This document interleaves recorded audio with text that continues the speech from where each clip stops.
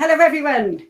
Welcome to the inaugural Wine with Women, where with me, Helen Stanyland, who is normally to be found on the Mess We're In with Graham and Artie, but we thought that there was definitely scope for a little side project where I get to drink wine with some amazing women who have been working tirelessly to try and stem the tide of gender ideology over the last few years. And with that, I'm really, really honoured to be able to say that my first guest is somebody who has made absolutely sure that we are all worthy of respect in a democratic society, Maya Forstater. Hello, Helen. Hello, Maya. How are you doing? Cheers, I'm good. Cheers, cheers, and welcome to Wine with Women. So we have the wine and we have the women. So how have you recovered after last week? Last week, the week before.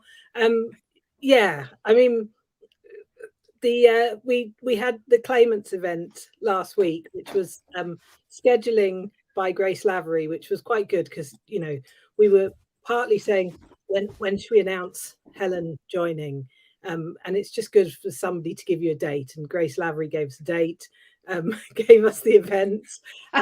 Yes. Unheard then kindly gave us, passed the booking over to us, and we just thought, yes, let's put the show on here, kind of thing. So I ended up finishing the Tribunal, having a couple of days of just like catching my breath and remembering who I am, and then straight into the claimants event, which was lovely. It was amazing. It was lovely. I enjoyed it enormously. It was lovely to see everyone talking, and really, it was a really nice conversation, really fruitful. I thought people being really honest about how things had affected them, and what we've achieved. I thought it was really great, but also afterwards, what a brilliant way to bring people together. It was. I'm sorry for everyone who actually couldn't make it to London, but it was such a great. We just talking to people, talking to women who you'd met online for such a long time, and you could put sort of faces to Twitter handles and avatars. And of course, and I can't remember any of them. That's perfect. I can't remember any of them because I was too drunk. So it works quite well for anonymity. Yeah. Oh, it's amazing when you meet people and you think, well, I know you. You're like this little tiny cartoon of something Yes. with a dinosaur, and you're not. You're a real life person. So yeah, that was amazing. And then like when I won my appeal back in June 2021, that was like deep in lockdown. And so like didn't see anybody. And then about a couple of weeks after they started being allowed to go to restaurants, I went into London to have lunch with Anya, my barrister, and Helen Joyce, and Caroline Hardman, her agent. And so that was like the first time I left the house, and I sort of walked through London. It was all empty, and I felt like there was like this invisible ticker tape parade, like where are all the people? And then Yes, of course. Yes, but we could absolutely celebrate on Friday. Yes, but the one person who did come out that day was Nancy Kelly, who was walking past as we were eating our lunch, which is a dangerous thing to happen when you leave the house. And so then, it wasn't till October when we like Women's Place UK, the Filia, and LGB Alliance, started having meetings, when I started meeting people again, and all these people have come up to me and said, your case has made a difference in my work. And it's one thing when people tell you on Twitter, but it's another thing when you meet real life people. Yes, absolutely. And I know that the Tribunal must have been very hard on you, just hearing people say things that presumably don't correlate with the picture of yourself that you have in your own mind, or even how you remember yourself being at work. It was actually quite shocking to read some of the some of what was said. Oh, and can I say, Tribunal tweets, what an amazing job those women did. Absolutely superb. I was so impressed by their sort of being able to listen and sort of live tweet simultaneously, but really coherently. They were amazing. It was amazing. And then once I started putting the documents up as well, I think that really helped, because people could see this is what they're saying and this is what was written. And yes, they invented a whole new form of open justice there. but that must have been that must have been quite difficult. But even despite that, no matter what the outcome is, you've still given everyone the confidence to be able to speak out at work. I was talking to some women, and somebody had said that they'd actually they'd signed themselves up for the LGBTQ plus training that their work was doing, and was able to challenge some of the ideas that they were putting forward. There was definitely talk about, do we want people with these beliefs at work? And she was able to say, it is a protected belief. It's a protected belief by law. And she said it was quite shocking. It was quite a bunch of sort of reasonably young volunteers running it. They hadn't known. No, I mean, I think it's going to take quite some time for it to play out, for it to, work its way through. It has to get written up by the HR magazines and the lawyers, and it has to get into training, and we have to do some of that, but some of it, ought to happen sort of automatically because it is the law. And, just if people want to comply with the law and not end up in an employment tribunal, they need to know that. But, it takes it's quite a pivot from people going, these people are bigots who, should we or shouldn't we give them any space in society at all, to thinking, these people are human beings with rights and also vulnerable. That was the thing that was said in my case, and we're still to see how that plays out in the judgment. But coming from Harry Miller's judgment, that people with gender critical beliefs are vulnerable to being stigmatized in the workplace. And if they can make that pivot, that will be that's a really good point. I hadn't actually considered it from that point of view. But of course, I find myself having to be extremely careful with what I say at work. For a couple of reasons. One is that you certainly don't want to hurt anyone's feelings, etc., etc. But B, because you're right.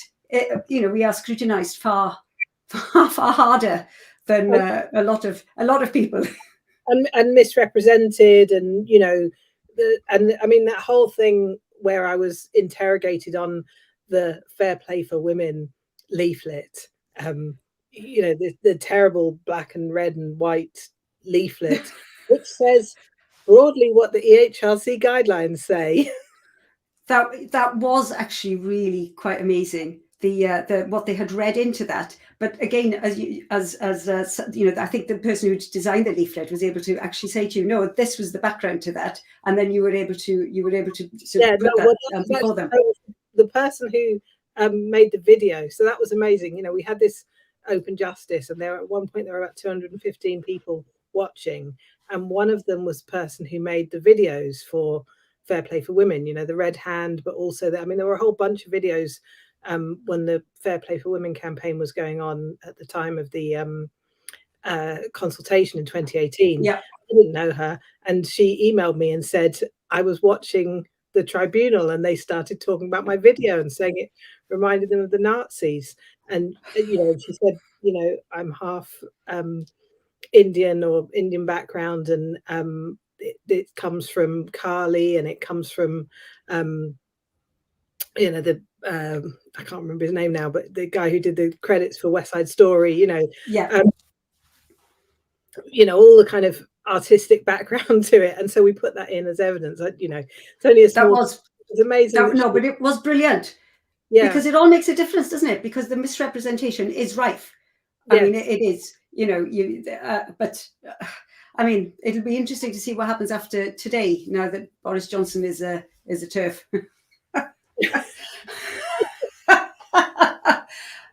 That was interesting. I thought his statement was just said in the most reasonable and almost sort of matter-of-fact manner, which we haven't seen a politician do up until now. Well, not, we've seen some, very few, like Rosie Duffield, make the same point. But I did think it was interesting that Johnson came out with just, it was honestly one of the best things I think I've ever seen Johnson say. It was compassionate, it was reasonable, it was logical, and it was sort of fair. But it also was a little bit almost sort of, but I mean, of course I believe this. Yeah. And he, it sounded like he had really been thinking about it. He'd broken down that gender identity and sexual orientation are different. Children need different protection than adults, and then sport and single sex services. I mean, yeah, maybe he's been watching the podcast. Maybe, or maybe he, I rather suspect that the Respect My Sex If You Want My Ex campaign, which we'll get to in a second, because you were part of the launch of that on Saturday.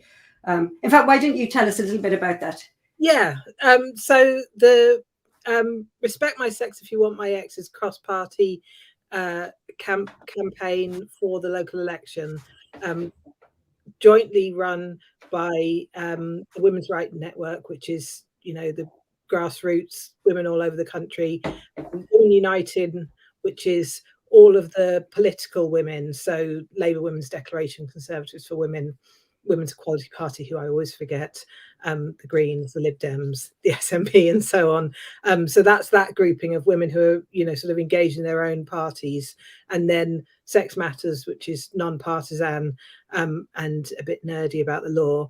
And so the three of us came together to launch this campaign, and sort of, I was, planned it meticulously, but did not expect that we would get like 6 days running in the Daily Mail. In fact, the day before they rang to say, will you come and do the Daily Mail photo shoot? And this is like, my secret ambition was to have the Daily Mail photo shoot one day, but I was kind of just, they didn't put us in the ball dresses. I think they did style you quite well, though. Yes, they did. But when we were planning the claimants event, I was going, imagine this is like one of those Daily Mail photo shoots when we all sit on these white cubes and wear a ball dress. And then the next day, the Daily Mail rang and said, come and do the photo shoot. So we did that, which was great fun. And we had to tick off the bucket list.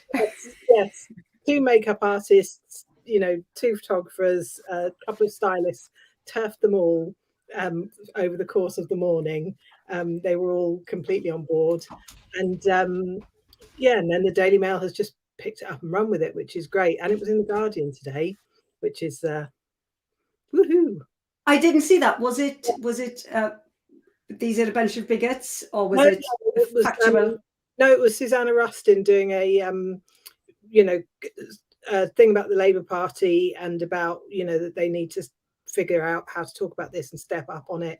And then it talked about about the campaign. So yeah, it's good. It's in the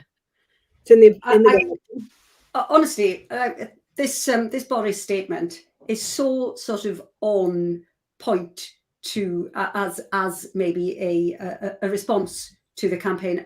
I can't think that he hasn't seen it. I mean, he's sensed an opportunity. The Tories have sensed an opportunity, haven't they? Yeah, I think they have. I think they've, they've done polling.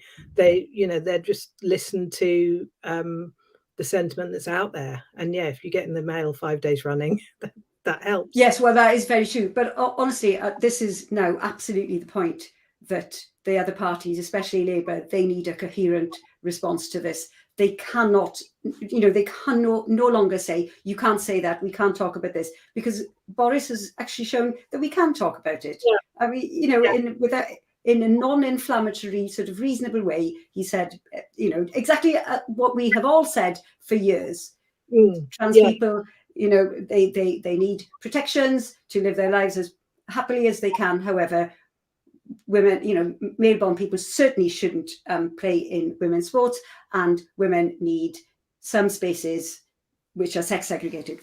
Yeah, that's it. And who thought that was controversial? Yes, and then there's Boris this week on the political side, and then the EHRC guidance, I think, is a game changer. I mean, it shouldn't be difficult to understand the Equality Act. It shouldn't be controversial for people to know what what that law says. Everyone needs to be able to know which spaces they can use. It's it shouldn't be up for negotiation. And yeah, the well, fact that done that is huge, I think.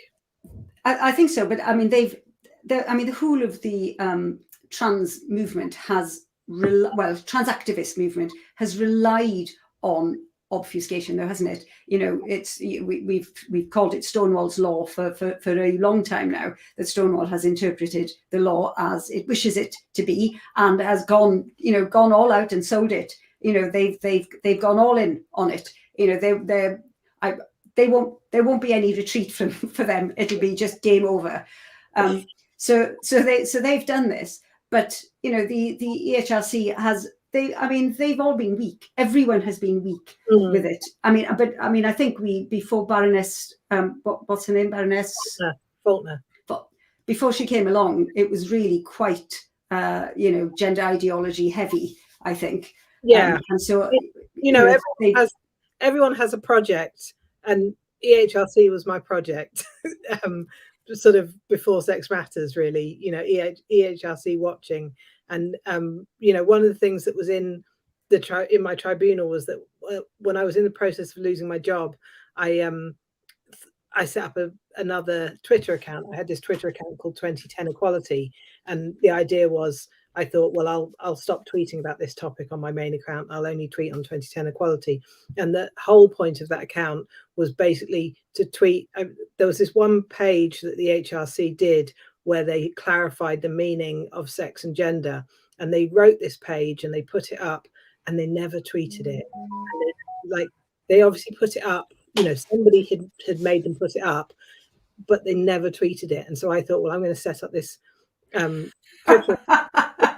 just to do their publicity for them, to tweet, because it was a really good page. It kind of clarified a whole bunch of stuff about, you know, that sex is what's on your birth certificate.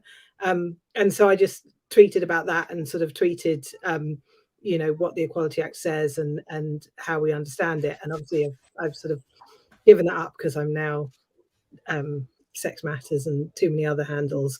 But yeah, watching So you treated the stuff that they wanted to keep sort of buried past news days. But that's really and, you know, just pick through their reading lists and pick through everything that they were doing.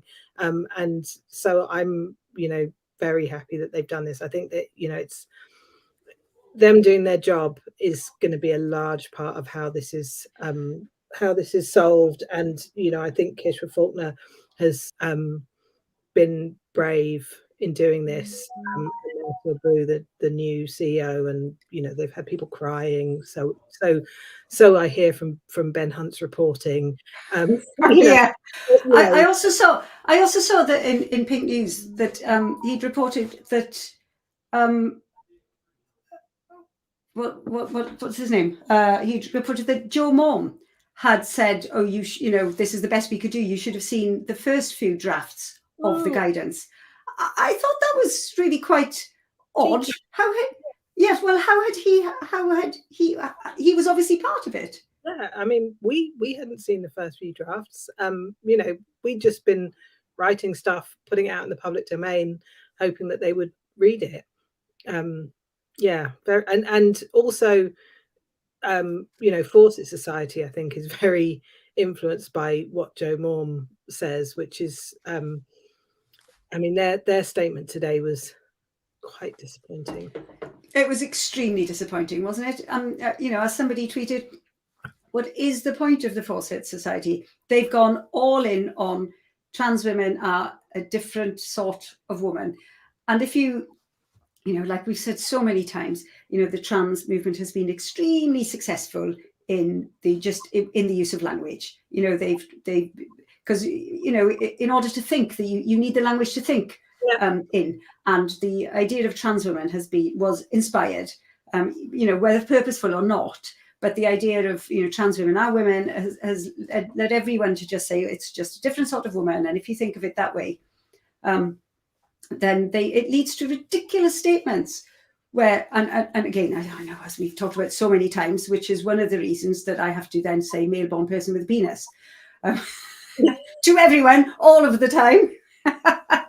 And I'm, by the way, looking forward very much to the canvassers coming round to It's the same statement. I think I'll be like black marked, or they'll be drawing straws. Who's going to go round to her house? Yes, Yeah. the Lib Dems have already got me marked. They came a few weeks ago and they just backed away when I asked a question. He said, "Thank you very much," and walked off. Where were we? Oh yes, the guidance. And the thing with Fawcett, I think, is they've tried to sit on the fence. They've tried to be all things to everyone, but when it comes down to it, you can't. And so when it comes down to it, they've ended up throwing women under the bus. But all the way along, they've thought, we're on the fence, we're on the fence, we're on the fence. But like you say, once you give away the language, ultimately you're going to give away. Honestly, like we've said all of the time, there is a conflict of interest here. You know, this idea that rights aren't a pie.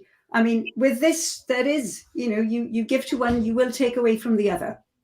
That is how it is. You know, the whole system of law is about whose rights take precedence over others. I mean, we know this. It's naive and sort of simplistic thinking to pretend that you know, rights are everyone's. I think it's disingenuous. I've gone beyond thinking it's naive. Yes. I mean, no, you're right. You're right. It's another soundbite. It's a thought-terminating cliche, isn't it? It's another soundbite to prevent people from talking. But there is a conflict. And finally, people are waking up and saying, you know, the first part is that at least we've got to get people to acknowledge there's a conflict. Whether they come down on one side or the other is a different fight. It's a different argument. But first of all, at least we've got to get people to acknowledge that there is a fight. Boris has done that today. The women in sports in Britain, who'd have thought? Actually, we thought. Yeah, I think we did think. They've just come out. They've said, no, we're not having this.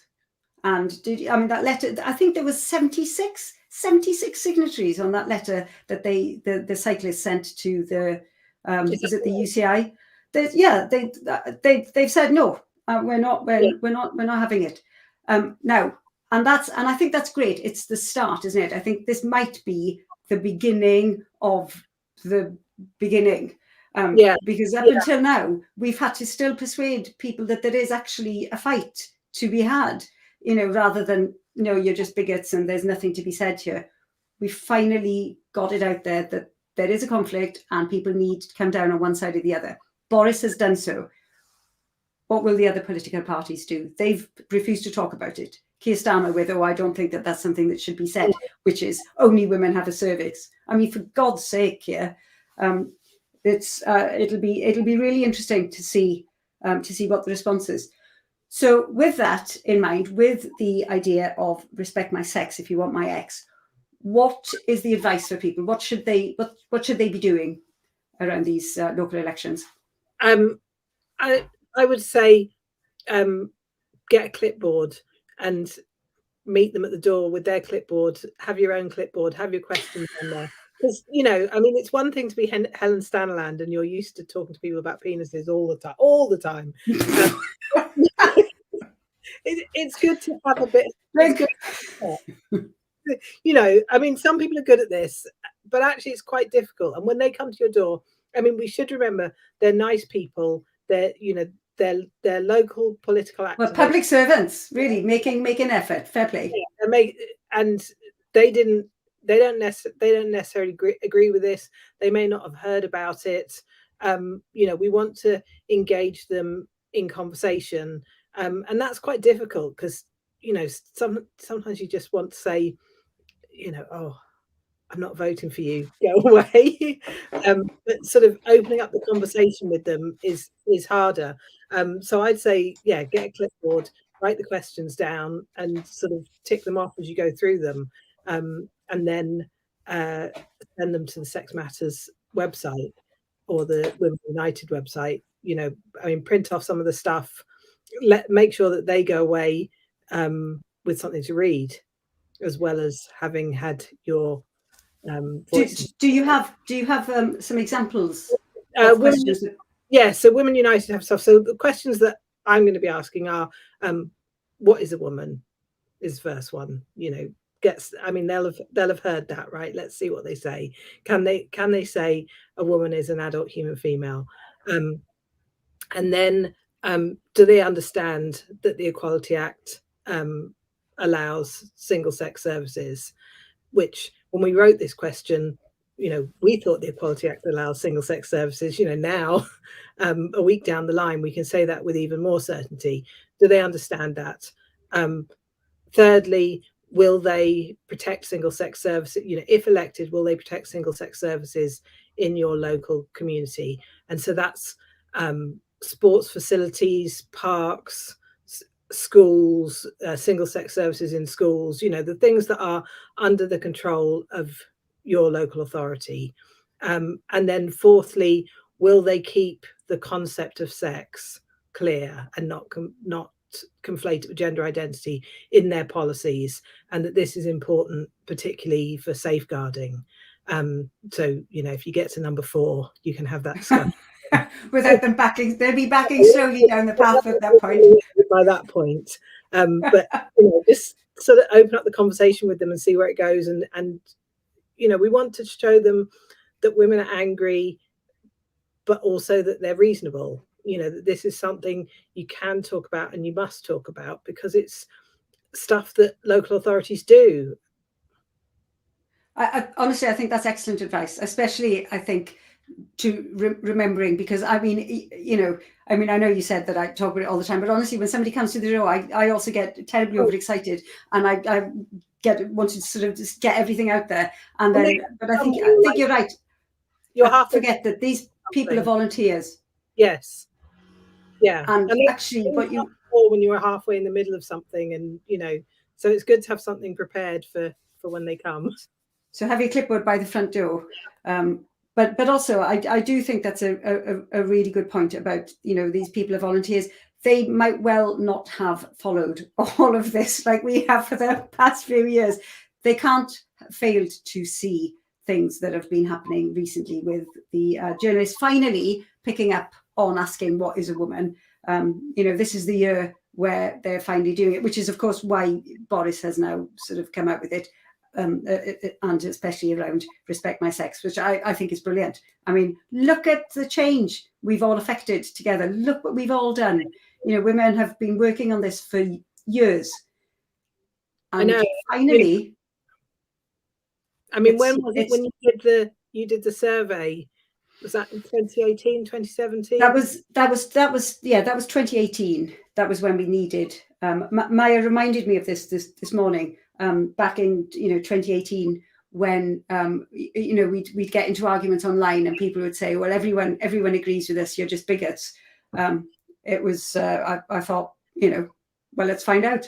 A friend of mine at work, I'd been mourning to him, and he said, well, why didn't you find out? And I was like, oh, what a great idea. And so we crowdfunded, and honestly, we got the money. I mean, we needed about 300, 400 quid, and we got it within an hour. And then and then loads of people, and like this movement of solidarity really is, I had women email me and phoning me up saying, I've got experience with this. I mean, I didn't have any experience with surveys. I've got experience with this. So, a few of us got together, and we finally got a company to say penis. Actually, they didn't say penis. They said in the end. But it was interesting. And what's really interesting is that the numbers haven't really changed. Even, the YouGov polls that they do, when they ask the question, they ask this nebulous question, like we've all said, it's all about language. They ask the nebulous question of, do you support trans rights? And everyone says, yes, of course I do. And then they go down in the fine print, this male-born person may or may not have a penis. That's very different. And the numbers are different. And the numbers are really quite consistent. Yeah, although they're going our way a bit more. The last 2 YouGov polls have shifted more our way, because I think the more people understand what's at stake, and the more people understand that trans women includes people with a penis, the more that it swings that in that direction. Because I think it's one thing to be asked the question by a pollster, but if you've never thought, if your concept of trans woman has never heard the idea that it's not just post-operative transsexuals. You know, it has to sort of percolate in a bit. Yes, it's true.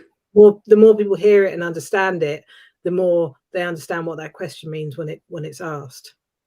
Yes, I think that's right. And also, and that is, you know, like seeing Leah Thomas, seeing examples in practice is quite different from hearing the word trans. it is, Thinking, it oh, is, that's a woman who has XY chromosomes in some way. which is why that photo of Emily Bridges, I felt, did you see it? Oh, that they released with this statement.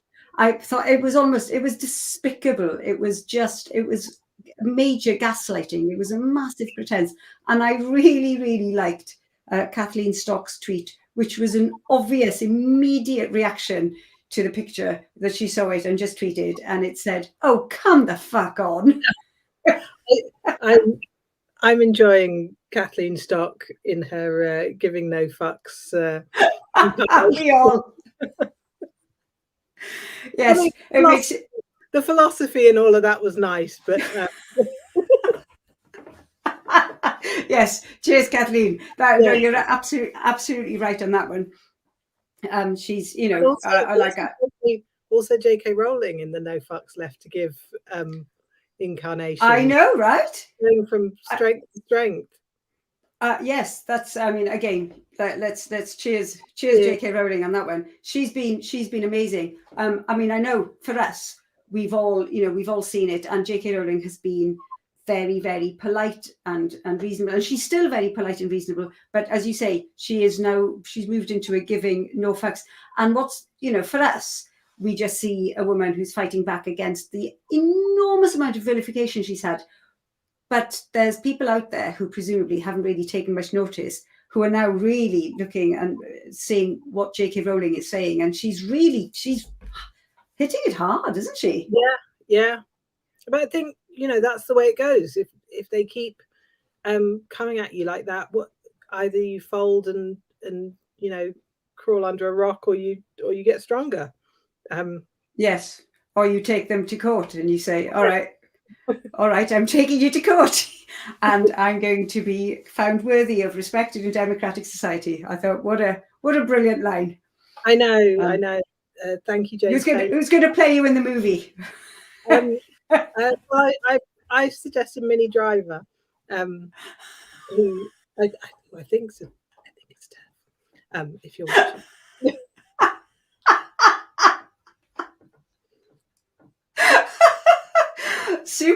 Superb. I love that you thought about it. There was on Mumsnet a whole thread of, you know, they were casting. I can't remember who was going to play Ben Cooper. There were all sorts of suggestions, and the musical, of course. Oh, well, the musical, yes. Well, I honestly, if I'm in the musical, I want to play myself. I want to sing. I'm Welsh.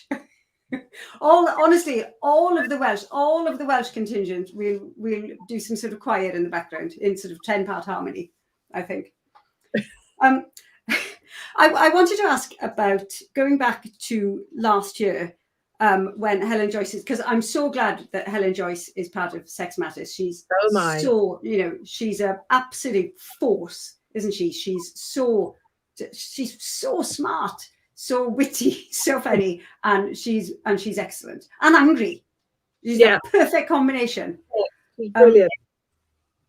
And so now how did it come about that you snagged her for Sex Matters?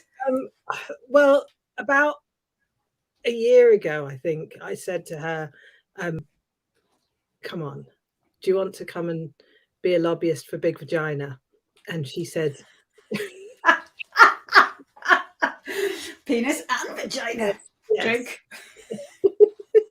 And she said, oh no, I'm a journalist. That's what I do. But I think, you know, she got more and more frustrated in not being able to not being able to bring her whole self to work, as they say. You know, that this is the fight of our lives. And she was writing about British politics, you know, in the Britain section of The Economist, and, you know, not being able to put her full attention to this, which is critical. And so eventually she said yes. And she's joined us. You're right there. Have you lost your headphones? No, I'm back. Okay. Sorry. So I heard the back to economists. Yeah. I mean, you know, so basically, I've been stalking her for quite some time, and convinced her to join Sex Matters, and it's you know, we were sort of two and a bit members of staff, and now we're 3 and a bit members of staff, and so we're, you know, almost doubled. And that's superb, but with what force? Exactly. Did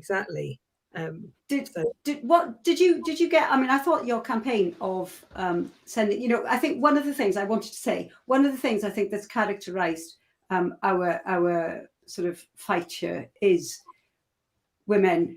You know, you get 3 women and a laptop and you've got a committee. You know, our organisation skills are superb. And now the Women's Rights Network, I think, is such a great idea. You know, I was talking to people in the pub again on Saturday after the launch, and there were so many women there saying that they feel so empowered now that they've met women locally, and A, they have somebody to talk to about it, so they don't feel as if they're going insane. But B, you know, like I said, you know, 3 women, you've got a committee. They've got people who can, you know, they can go into local schools, libraries, hustings. You know, they can lobby places and sort of come up with ideas, because, you know, this really is what women do. And again, you so that campaign that you ran to raise money to send Helen Joyce's books to people, I thought, well, what an inspired thing to do. Did you get any feedback? Yes. So we've had quite a few MPs writing to us, or MPs writing to their constituents saying thank you. We've had a few MPs saying, I didn't get it, and then you talk to their staff and they go, yes, it's here. So there's kind of a job of getting it in the door, the job of paying for it, the job of putting it in the envelope, getting it in the door. Then there's the job of just like getting it out of the stack into their hands. So at one point we were quite worried that they weren't getting them, but actually they were, but they're in a stack. And so then it's helpful if people go back to their MP and say, you know, even now, and say, look, we sent you this, have you got it? But yeah, you know, the ones who've read it, it's, yeah, and it started quite a few conversations, and we've gone in and met some of the MPs in Westminster. Some haven't spoken up yet, so I'm not going to say who they are. You know, the ones who have done it on social media and so on. But it's definitely started conversations, and no, it was a really good thing. It was one of those things that Naomi Cunningham is the ideas person in Sex Matters, and you know, Naomi has an idea and we all hide.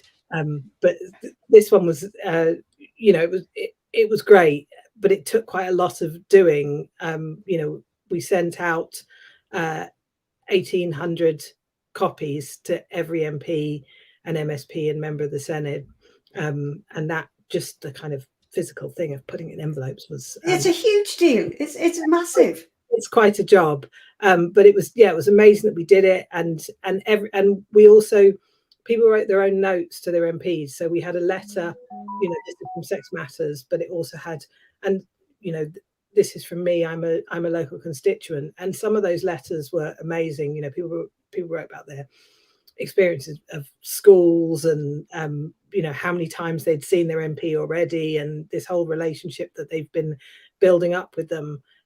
So you know, I think that local stuff really makes a difference. And then we're kind of, you know, people are coming back to us, and then we're picking those up. So I think, you know, going and seeing your MP now about conversion therapy, I think that's although Boris has said that, you know, he understands the difference between sex and gender identity and protecting children, if this legislation gets into Parliament, there will be amendments being put in trying to put gender identity in. And so we really, and for MPs, you know, banning conversion therapy sounds so motherhood and apple pie. Yeah, it's words again. It's language. It's a manipulation of language again. Yeah, it's such a good piece of branding. You know, like Philip Pullman saying, it's evil. What did he say? Cold-eyed evil. Cold-eyed evil.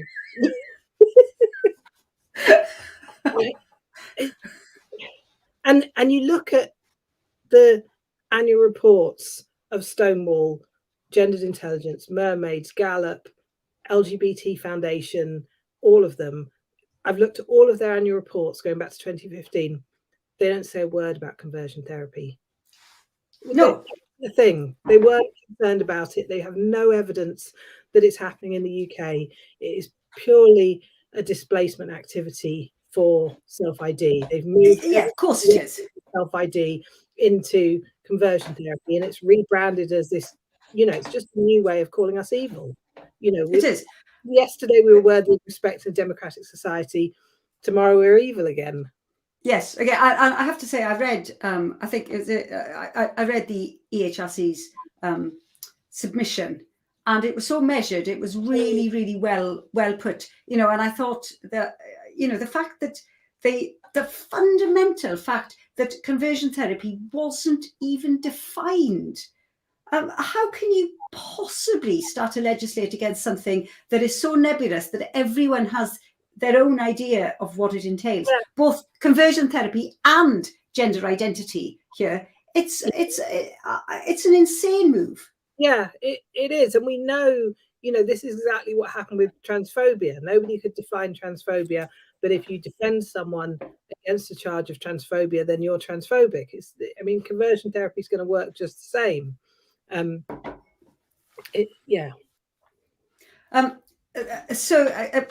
again, I the response to this, the other side, like Philip Pullman, again, it does show that either, and I can't really tell, and I think this has been one of the most disappointing things for me about this fight, is that I always thought I was, if I was sort of classified myself as being left wing. And I always felt that we were sort of the side of, I don't know, morality, justice. I had just maybe rationality, science-based evidence. And I now look at people, men sort of looking me in the eye and saying, I don't know what a woman is. How can you tell? I can't tell what a woman is. How can you? And I think, honestly, it's sort of shaken the whole foundations of what the left stands for, because it's much bigger. And this is what I don't understand. And this is the same as Twitter silencing. It's not okay to be on board with it simply because it's on the right side of your fight. It could happen with anything else. If they're willing to lie about this, what else are they willing to lie about? Yeah. Like Keir Starmer, I think this question is really it's a sort of canary in the mine question, isn't it? It is an indicator of, are you prepared to represent your constituents, or are you more concerned with appeasing the extreme fringes of your party and are willing to treat your constituents with contempt? Yeah, absolutely. And it's also, I say it's organizational kryptonite. It's, it's personal integrity, but it's also what it does to organizations. If you only recruit and promote people who will say yes to a complete lie, how can you have meritocratic organizations that do good things? You, like you say, it's canary in the coal mine. You've scuppered your organizational culture for this one lie. How are you going to deal with something else? And that's not even that's not left or right. It's just about organizations, being places that but how can you ask people to trust you? This is what astounds me. Like you've got guys like Owen Jones, who sort of presents himself as so left-wing, who is so prepared to lie and smear and dismiss, and is so contemptuous of women. I think you're not an ambassador here. You're turning everyone off. Like, I don't want to vote Tory. Like, I really don't want to vote Tory. What I want to happen here is that Johnson is now started a conversation that the other politicians and the other parties cannot ignore. They have to have a response. But if they don't have a response, you know, what is left for us? I don't know. It's been an incredibly disappointing thing. But on the flip side, there have been major positives, which is women. I mean, I don't. I mean, I don't know about you. I mean, you lost your job. Your whole career changed. Your whole life changed. Mm-hmm. Are you? How do you feel about that? It's watching the bridge. I mean, I feel like it's happened to a lot of people. You know, lots of people have lost jobs, particularly people who are kind of freelance or, you know, gig economy. You know, as I wasn't given a P45. People who are, you know, in kind of full-time regular employment, it's harder to get rid of them. But anyone who's got a slightly more vulnerable employment relationship, you know, I think there have been probably hundreds like me. But I also think, you know, I was just kind of right place at the right time to fight it, in terms of my kids being a bit older, and you know, I just was sort of ready to take it on. And I mean, it's, touch wood, it's turned out all right so far. You know, I mean, we're talking about the movie, Maya. yes, I know. The worst part was, I mean, all the stuff that's now come out in the tribunal, but you know, that's kind of 6 months of losing my job, which was when I was completely on my own. I had been so that, you know, the first thing that I ever went to was, you know, I'd been kind of following all of this on Mumsnet and Twitter, and reading and making sure that I understood it. And I went to the Linda Bellos and Venice Allen, the protest outside Westminster Magistrates Court. That was the very first thing that I went to. And in fact, I met Kate Scotto there, and the day after she was arrested.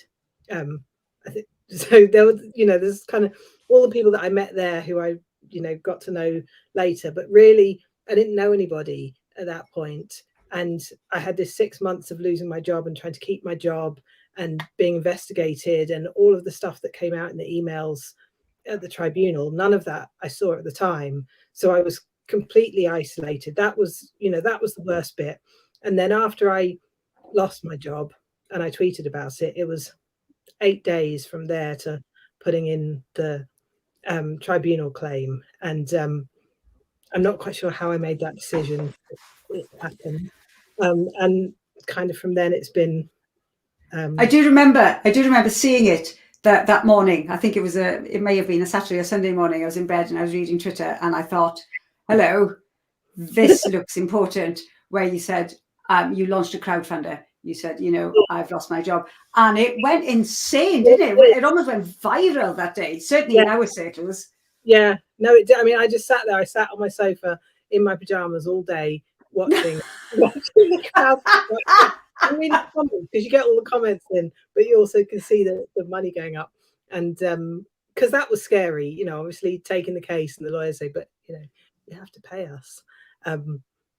And yeah, just that was amazing. Well, the whole thing has been such a major responsibility for you, a major responsibility. I mean, even after the money's come in, you know, you feel as if you're the voice of thousands of people. The whole thing must have been incredibly stressful, which is, I'm, you know, it needed somebody. It was a perfect time. You were the right person. It needed somebody with the strength to be able to do this. And especially, I feel, in the wake of the first judgment, so many, you know, such gloating and such awful comments constantly towards you. You know, it takes a huge amount of strength, I think, to weather that sort of, well, harassment and abuse. Yeah, I mean, yeah, after the first judgment, and then J.K. Rowling tweeted, and then, you know, I mean, there was a lot straight after, and then J.K. Rowling went quiet for a while, and then she did the essay in June, and then it started up again. And as every time, it doesn't happen so much now, but every time she tweeted or wrote something, there'd be like a new barrage against me, because people wanted to take her down and say, well, she lied about Maya Forstater. She lied about Magdalene Burns. She, we're all there was all of that kind of thing. And so, I was trying to kind of get on with my life, and then it's like, oh, it's a J.K. Rowling day. That's been quite a sort of emotional roller coaster. But and then the first day of the tribunal, there was a lot of people going, oh, it's a bin fire. She's going down. It's terrible.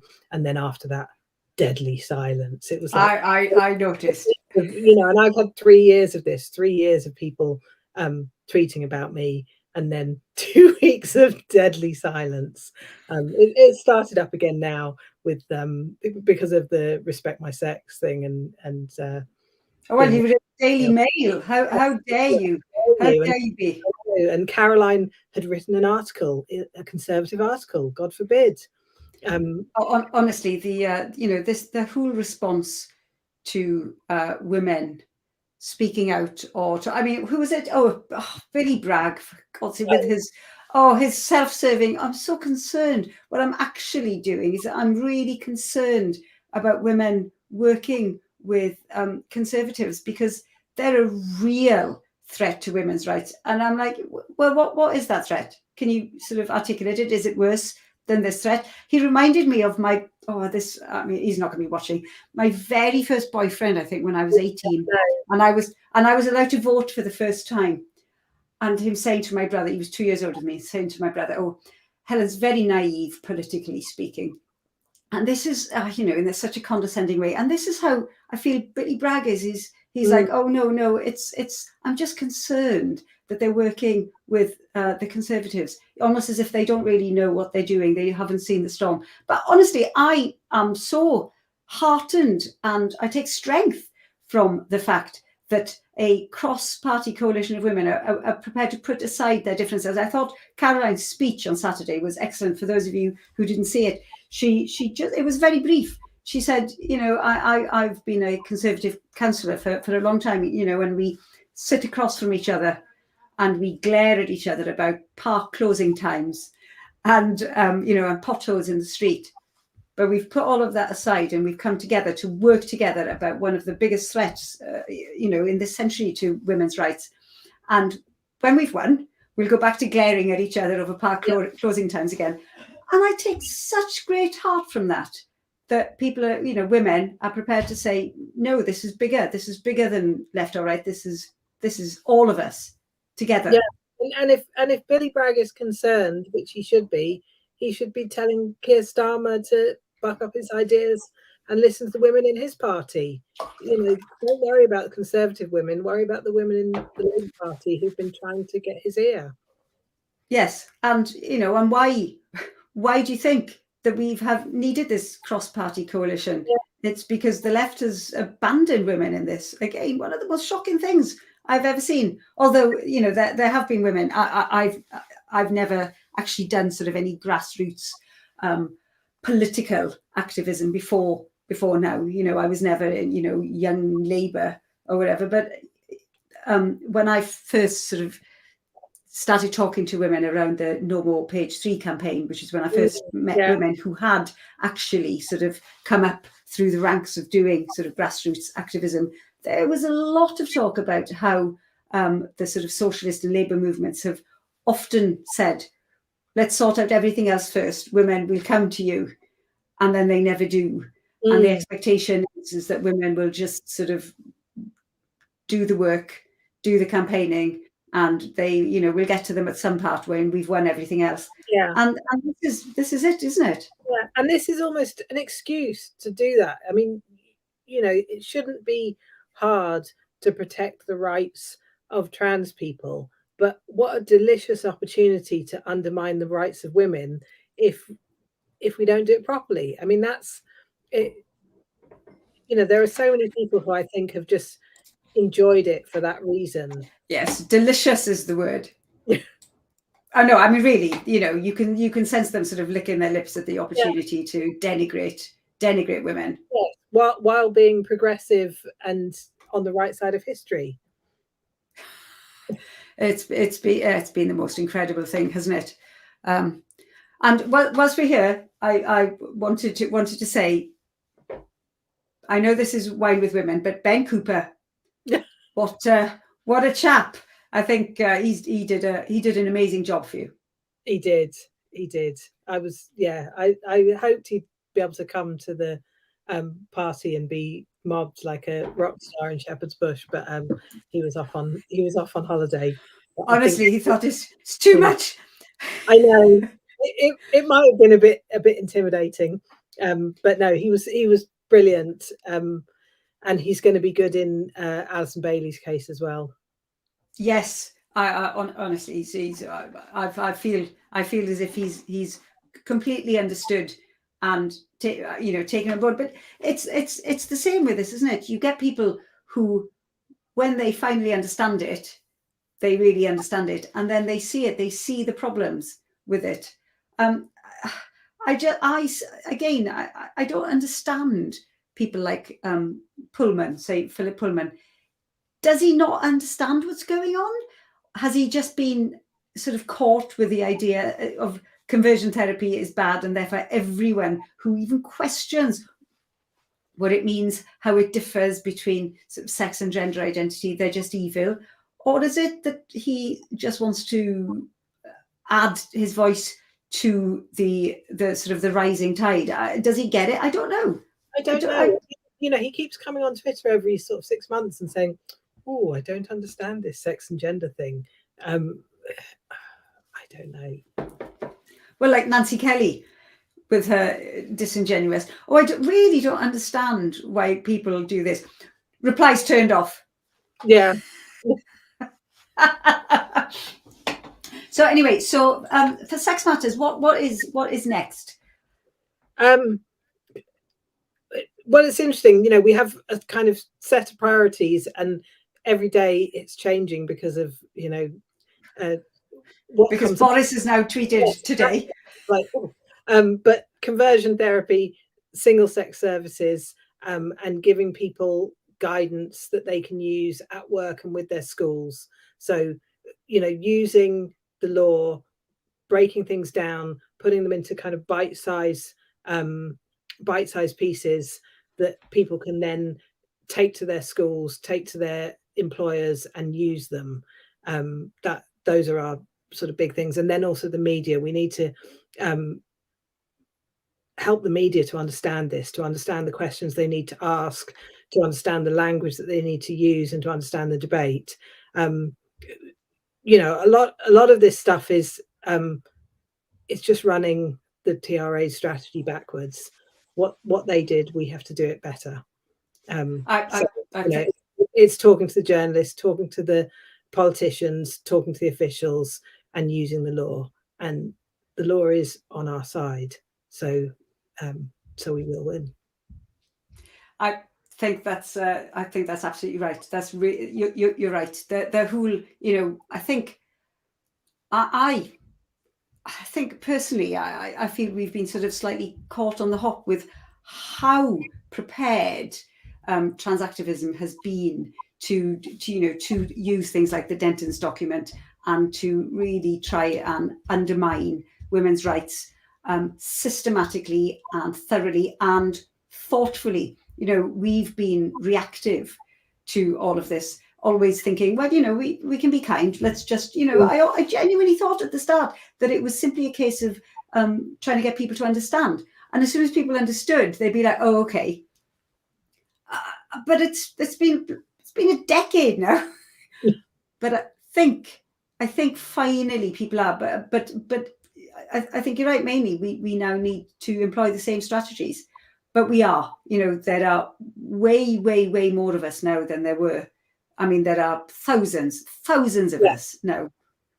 And yes, I feel. And it feels like it is getting simpler and simpler. We're getting better at using clear language. We're being allowed to use clearer language.